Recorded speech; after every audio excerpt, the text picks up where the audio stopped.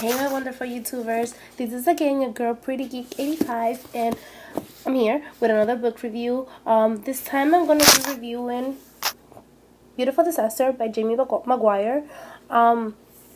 This particular book is an amazing reading. Again, it's a great reading. I came across that by one of my friends. Her name is Nancy, and she told me, why haven't you read it? She posted something about the book, and I was like, oh, is it good? She goes, oh my god, I thought you read it. Why haven't you read it? Just get it. So I went to Barnes & Nobles, and I got it. And I'm going to say, when I first got the book, I was like, and I read the synopsis of the book, I was like, oh, it's another book about a girl who falls in love with, the good girl that falls in love with a bad guy, and blah, blah, blah, blah, blah, blah. But it's so much different to it. I'm going to read the synopsis to you guys so you can know what I'm talking about once I start describing the book to you. Alright, so here we go. The new Abby Abernathy is a good girl. She doesn't drink or swear. She has the appropriate number of cardigans in her wardrobe. Abby believes that she has enough distance from the darkness to the path. But when she arrives at college with her best friend, her path to a new beginning is quickly challenged by Eastern University walking one-night stand. Travis Maddox, lean, cut, and covered with lactose, is exactly what Abby wants and needs to avoid. He spent his nights winning money in fight rings, and he stays at the ultimate college campus charming. Intrigued by Abby's resistance to his appeal, Travis tricks her into his daily life with a simple bet. If he loses, he must remain abstinent for a month, and if Abby loses, she must live in Travis' apartment for the same amount of time. Either way, Travis has no idea that he has made his smash. So again, the book describes Abby as a good girl, I guess running away from the past, but Abby's not bad, but Abby's is not a naive girl either. She has a lot of knowledge. She knows, and of course, she has heard about Travis before, but then America, which is her best friend, started dating Travis' cousin, which is Shep, and they get together when she goes to one of his fights, and she noticed her, and she noticed that she's not really like she's paying attention because he's fighting, but she's not really like, one of the other girls to be like, oh my god, Travis, hi, and she's not twirling her hair, and she's not flirting with him. She's just there to watch the fight, and, to support, him in that, but nothing else, and there because her friend asked her to be her best friend, which is America, and that's when Travis becomes very,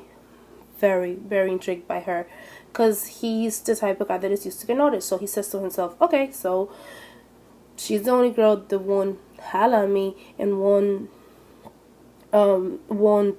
try to get with me and won't try to sleep with me. She's different, and that's what he likes. So he actually invites her to her house the next day, and she tells him, no, I'm not going. And he goes, come on, go. So her friend is asking her, oh, please go, come on, let's go, we'll go in America. And she goes, okay, so I'm gonna go.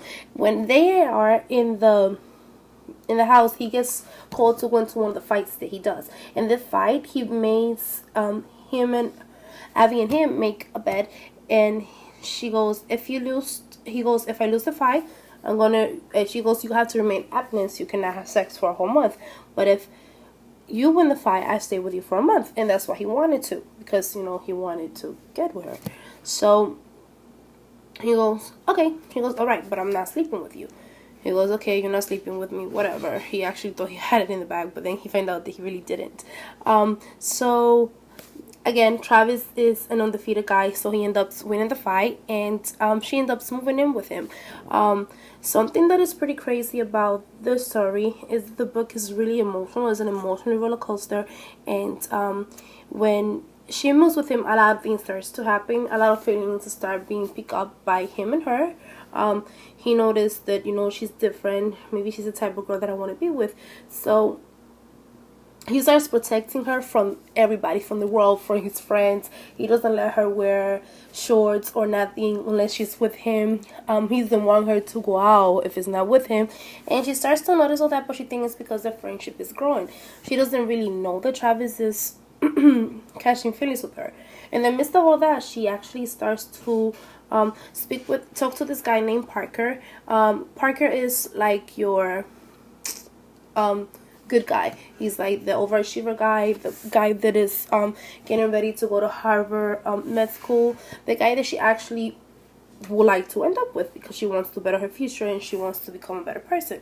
So when she's with Parker, every time she goes out with Parker, she notices that all she does is think about Travis. So for her birthday one night, they all go out. This is so cool, and I think it's so cute. Abby gets drunk. Parker went there maybe for like 2 minutes, and then he left, and she stood there with Travis, and they danced, and she got drunk. She drank 20 shots of tequila, and when you drink tequila, you get like that. So whatever, they danced and she got drunk and he took care of her. She started to throw up and he goes, "Oh, you even look beautiful." The same night he goes, "You look beautiful when you do it." And the point is that they end up sleeping together.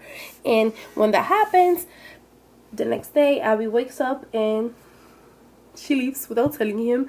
And this is when the book gets really emotional because Travis cannot be without her. He actually becomes very dependable of Abby, and he goes all crazy, and he actually tells her best friend America, "Oh, where is she? Why did she go? Why didn't she say goodbye?" Sorry, I'm fixing my bra.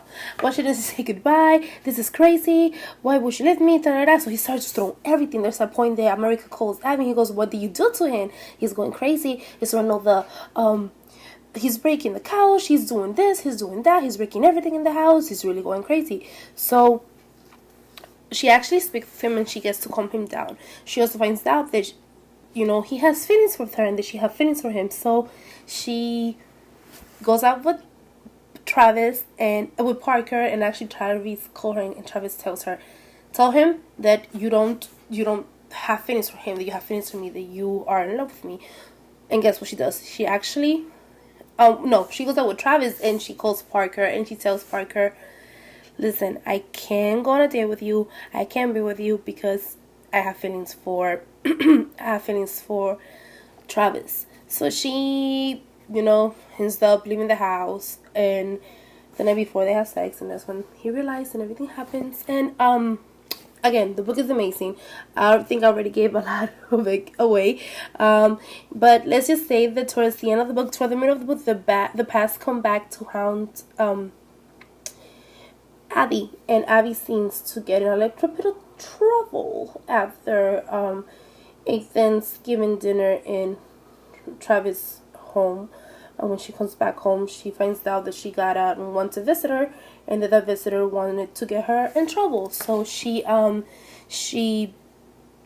gets the help from Parker, and from Travis, sorry, and Travis actually tries to help her so much that she gets overwhelmed and she leaves him, and then the drama starts again. And it's a very, very, very emotional book. It's very romantic. There's even a point where he tells her, "I belong to my beloved and you are the one I belong to."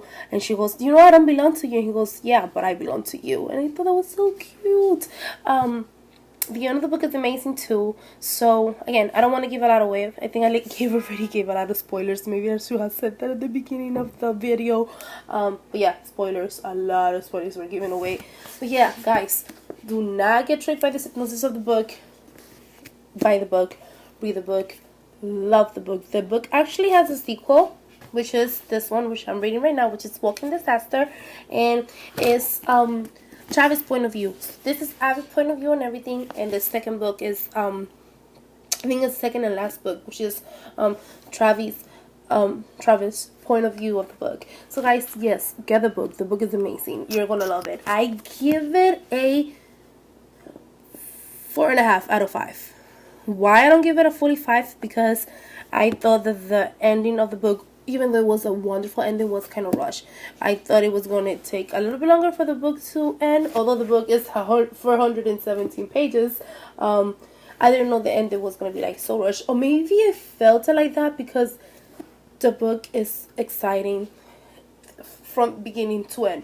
So you never have a time to like be like, "Oh, okay, it came down, it came, to calm down, to be like, all right, so there's nothing going on. No, there's always something going on with them, with Travis and with Abby. There's always something going on. But yeah, guys, give the book again 4.5 out of 5. That's what I'm giving it, and you won't regret getting it. So I see you guys in my next book. I'm gonna try to pick a book next week, a book haul of the books that I'm going to be reading for the month of May. But right now, this is the book I read, and I hope you guys enjoyed it. Subscribe if you want. If not, it's cool. I hope you enjoyed the long video, and